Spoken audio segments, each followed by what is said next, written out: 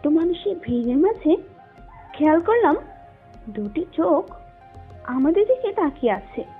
ভয়ে বুকটা কেঁপে ওঠে আমার।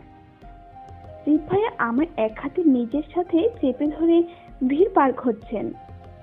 আমি চুপচাপ তার সাথে হাঁটছি আর চারদিকে তাকাতে লাগলাম।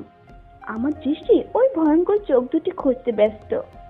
সে এখানেও চলে এসেছে ভাবতে হৃৎপিণ্ডটা জোরে জোরে লাফাতে লাগলো আমার।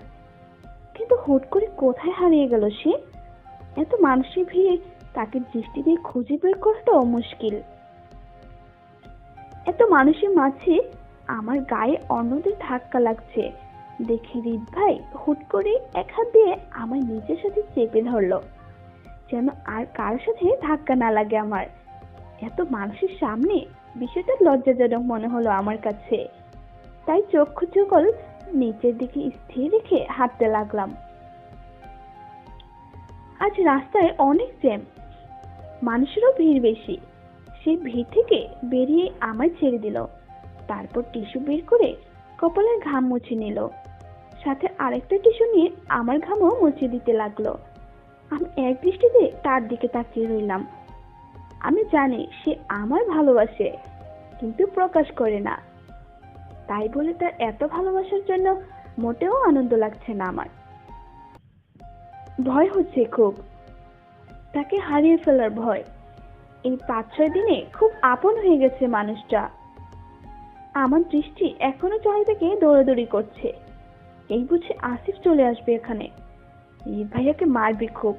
মুখ দিয়ে রক্ত ঝরে রিত ভাইয়া লুটিয়ে পড়বে মাটিতে। আমি কান্না করে দিব, তার কাছে আকুতি মিনতি করব রিত ভাইয়াকে ছেড়ে দিতে। আমার এমন পাগলের মতো কান্না দেখে চারপাশে মানুষের ভিড় জমে যাবে, আর রিত ভাইয়া রক্তাক্ত অবস্থায় পড়ে থাকবে মাটিতে। কেন যে এসব আশেপাশে চিন্তা মাথায় আসছে আমার, তা নিজেও জানি না। তবে ভয় হচ্ছে খুব। চারিদিকে দৃষ্টি মেলেও ওই ভয়ঙ্কর চাহনির চোখ দেখতে পাইনি আমি। হুট করে রিত ভাইয়ের কথায় আমার ভাবনার জগতের ইতি ঘটল। আমার দিকে সে অপরাধী চোখে চেয়ে বলল, সরি তোমাকে এভাবে টাচ করার জন্য, আমি ইচ্ছে করে করিনি। ভিড়ের মাঝে মানুষের সাথে তোমার ধাক্কা লাগছিল, এটা আমার সহ্য হচ্ছিল না, তাই নিজের সাথে ধরে ভিড় পার করলাম তোমায়। রাগ করো না please, I am really sorry. উনি এক প্রকার কান ধরেই কথাটা বললেন। মনে হচ্ছে খুব অপরাধ করে ফেলেছে আমায় এভাবে ধরে। আমার এখন তাকে খুব করে বলতে ইচ্ছে করছে, নিজের স্ত্রীকেই তো টাচ করেছেন, এর জন্য ক্ষমা চাইতে হবে কেন? কিন্তু আমি কিছু বললাম না, চুপচাপ দাঁড়িয়ে রইলাম। কিছুই যেন আমার ভালো লাগছে না ওই ভয়ঙ্কর চাহনির উপর দৃষ্টি পড়ার পর থেকেই। আমি ঘামতে লাগলাম। হয়তো তিনিও বুঝতে পারছেন আমার নার্ভাস ফিল হচ্ছে, হয়তো কারণটা জানেন না, তবে এটা বুঝতে পারছে যে আমার খুব অস্থির হচ্ছে। আমাকে নিয়ে আরেকটু হেঁটেই একটা রেস্টুরেন্টে ঢুকলো সে, আর দুজনের জন্যই কোল্ড ড্রিঙ্কস এর অর্ডার দিল। শরীরটা একটু ঠান্ডা হতে হবে। ফাহিম ভাইয়ের বিয়ে, কালকে গায়ে হলুদ আর পরশু বিয়ে। ওখানে যাওয়ার জন্যই শপিং করতে এলাম দুইজন। গতকাল ভাইয়ার বিয়ের কেনাকাটা হয়ে গেছে, রিত ভাইয়া তাদের সাথে গিয়েছিল, আমি যাইনি। আর আজ আমাকে নিয়ে বের হলো। আমাদের আরো আগে আসার কথা ছিল, কিন্তু তার পা মচকে যাওয়ার পর তো 2 দিন আসা হয়নি। শপিং মলে ঢুকতে একটা মেয়ে আমাদের সামনে এসে দাঁড়ালো। রিত ভাইয়ের দিকে তাকিয়ে হাস্যোজ্জ্বল মুখে বলল, হাই রিত, কেমন আছো? জি আলহামদুলিল্লাহ ভালো, আপনি কেমন আছেন? ভালো। আমি একটু অবাক হলাম তাদের কথা শুনে। মেয়েটা বয়সে রিত ভাইয়ের চেয়ে ছোটই হবে, আর সে রিত ভাইয়াকে তুমি করে বলছে, আর রিত ভাইয়া তুমি বলার বিপরীতে আপনি করে বলছে। কিচ্ছু মাথায় ঢুকছে না আমার। তবে তাদের এমন হেসে হেসে কথা বলার ধরন দেখে প্রচুর রাগ হচ্ছে আমার। আমার আপাতত তেমন একটা ব্যস্ততা নেই, তোমরা চাইলে তোমাদের হেল্প করতে পারে, সমস্যা নেই। এবার আমার আরো রাগ হলো। চিনি না জানি না আমাদের মাঝে আছে কাবাবের হাড্ডি হতে। রিত ভাইয়া কিছু বলল না, শুধু বলল, আপনার কষ্ট হবে না? আরে না, কি বলো, তোমার সাথে থাকলে সময়টা তো আরো এনজয় কাটবে, কষ্ট হতে যাবে কেন? প্রায় 2 ঘন্টা আরশির পেছনে পেছনে ঘুরল রিদ। এখন প্রায় ক্লান্ত সে। আরশি এটা পছন্দ হলে ওটা হয় না, আবার এটা এদিকটা ঠিক থাকলে ওদিকটা ঠিক থাকে না। এভাবে একটার পর একটা ঘুরতেই থাকে। এর জন্য বাবা কখনো মাকে নিয়ে শপিং এ আসতে চায় না। আগে বুঝতো না সে, কিন্তু আজ মানতে বাধ্য যে মহিলাদের সাথে শপিং আসে মানে সহজে নিজের পা দুটো গাড়ির পেছনে একটা দড়ি দিয়ে বেঁধে দেওয়া, এরপর গাড়ি যেদিকে ছুটতে থাকে তাকেও টেনে ছিঁচে পেছনে পেছনে নিয়ে যাবে। ভাবতে একটা দীর্ঘ শ্বাস ছাড়লো রিদ। অনেক কষ্টে ম্যাচিং করে চয়েস করে সক্ষম হলাম আমি, কিন্তু তাতে ঘোর বিরোধিতা আমাদের সাথে থাকা মেয়েটার। বলছে আমাদের দুজনকে কিছুতেই মানাবে না এটায়। এরপর সে একটা চয়েস করে প্যাক করে দিতে বলল। রিদ ভাইয়াও কিছু বলছে না, চুপচাপ বসে আছে। প্রচুর রাগ হচ্ছে আমার। আমরা দুজন এসেছি ভালো কথা, তোকে এর মাঝে ঢুকতে কে বললো? একটা রিক্সা দিকে উঠে বসলাম আমি আর রিদ ভাই মুখটা গোমরা করে বসে আছি।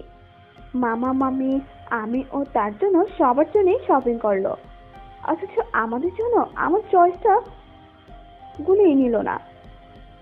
মেয়েটার ফোন আসলে সে চলে গেল। যাওয়ার সময় রিদ ভাই একটা শাড়ি গিফট করলো তাকে। প্রচুর রাগ হলো তখনও, কারণ আমি খুব জেলাস। মন খারাপ? আমার দিকে চেয়ে প্রশ্ন করলো রিদ ভাই। আমি চুপ রইলাম। এরপর সে হেসে আমার দিকে একটা ব্যাগ এগিয়ে দিল। এরপর বলল, কি ভেবেছো তুমি পছন্দ করবে আর আমি তো ফেলে আসবো? মুহূর্তে আমার মুখে হাসি ফুটে উঠলো। আমি রিদ ভাইয়ের দিকে তাকালাম।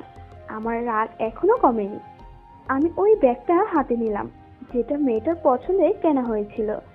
রিদ ভাইয়ের কারণ জানতে চাইলো, আমি কিছু বললাম না, চুপচাপ বসে রইলাম। বাড়ির সামনে এসে নামিয়ে দিল আমাদের। রিদ ভাই ভাড়া মিটিয়ে দেওয়ার পর আমি রিক্সাওয়ালা মামাকে বললাম, বাসায় আপনার স্ত্রী আছে না? সে হেসে বলল, জি আপু। এই নিন, এটা নিয়ে তাকে দিবেন, আর এটা আপনার জন্য। আর এই নিন টাকা, বাসায় যাওয়ার সময় কিছু ফুল কিনে নিবেন। তারপর বাড়ি থেকে সব মামি হাতে দিবেন, দেখবেন খুব খুশি হবে সে। রিক্সাওয়ালা মামা প্রথমে নিতে চাইলেও পরে নিয়ে নিচ্ছে। তার চোখে মুখে আনন্দে খুশি ঝিলিক দিয়ে উঠল। এরপর চলে গেল। ওই সময়টায় আমার দিকে এক দৃষ্টিতে তাকিয়েছিল রিদ ভাই। আমি তার দিকে চেয়ে বললাম, এবার ভেতরে চলুন। এগুলো ওকে দিয়ে দিলাম, কারণ অন্য কোনো মেয়ের পছন্দ করা জিনিস আমি পরবো না, আর আপনাকেও পরতে দেব না। আর অন্য কোনো মেয়ের সাথে এতটা ফ্রি হওয়ার দরকার নেই, আমার সহ্য হয় না এসব। মাসে ঢুকে মামিকে ডাক দিল তিনি। মামা এখনো অফিসে, আর শিলা দুপুরে রান্না করছে। দুজনই এগিয়ে এলো আমাদের সামনে। মামা মামির জন্য নিয়ে আসা কাপড়গুলো তাদের দিকে এগিয়ে দিলাম, আর শিলাটাও শিলাকে দিলাম। মামি একটু হেসে বলল, বাহ, আমার বৌমার তো পছন্দ আছে। আমার একটু অন্যরকম ফিল হলো, কারণ আমাদের বিয়ের আগে মামি আমাকে আরশিমা বলেই ডাকতো, আর এখন হুটহাট তার এই বৌমা ডাকে লজ্জাজনক পরিস্থিতিতে পড়ে যাই। এর মাঝখানে শিলা বলল, ভাবি, মোর লাইগা আপনি এক কাম হরতেন। ওই যে ওয়েস্টার্ন ড্রেস আছে না, ওই যে হাতা কাটা, তারপর পেট দেখা যায়, টিভিতে দেখি, মোর লাইগা ওইগুলো নিয়ে আইতেন। আমি একটু অবাক হয়ে বললাম, তুমি ওগুলো দিয়ে কি করবে? ওমা, আফাই কি কয়? মুই কামের বেটি হইলে কি হইব? মোর কি সকাল রাত নাই নাকি? আপনি কি জানেন মগু বরিশালে কত মাইয়া এইসব ড্রেস পরে নদীতে গোসল টোসল করে? আমি একটু হেসে বললাম, আচ্ছা, পরের বার নিয়ে আসবো। পর মাঝে মামি আমাদের দুজনের হাত ধরে একসাথে দাঁড়া করলো। তারপর বলল, মাশাআল্লাহ, দুজনকে খুব মানিয়েছে। দাঁড়া, কয়েকটা ছবি তুলে নেই। এরপর যখন তুই চলে যাবি আর আমার ছেলেটা একা হয়ে যাবে, তখন ছবিগুলো দেখে হলেও নিজেকে সান্ত্বনা দিতে পারবো যে হুট করে আমার কিছু হয়ে গেল, আমার ছেলেটাকে দেখে রাখার জন্য কেউ একজন আছে। হুট করে কোনো এক অজানা কারণে আমি মামিকে জড়িয়ে ধরে বললাম যে ওকে আমি কখনোই ছেড়ে যাব না মামি।